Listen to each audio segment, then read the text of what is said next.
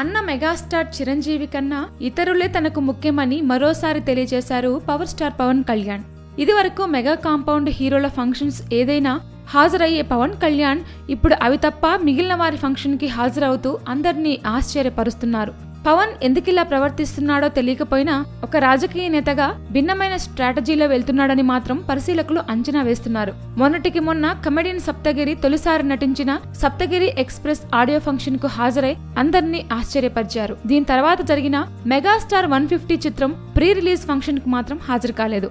Chiranjeevi cinema ఘన విజయం సాధించిన సంగతి మనకు తెలిసిందే. ఈ సందర్భాన్ని పురస్కరించుకొని సుబ్బిరామిరెడ్డి చిరంజీవికి ఆత్మీయ వేడుక నిర్వహించారు.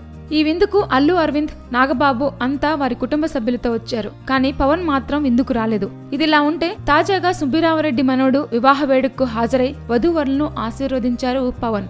ఇది ఎలా ఉన్నా అభిమానులు మాత్రం పవన్ జనసేనానిగా ఆలోచించాడు కాబట్టే రాలేదు అని అంటున్నారు. తనకి కులాలు, మతాలు మరియు బంధుత్వాల కంటే అందరివాడు అనిపించుకోవాలనే తపనతో ఇలా చేస్తున్నారు అని విశ్లేషకులు అంటున్నారు. Please subscribe. Hi, it's me Purna. Please subscribe.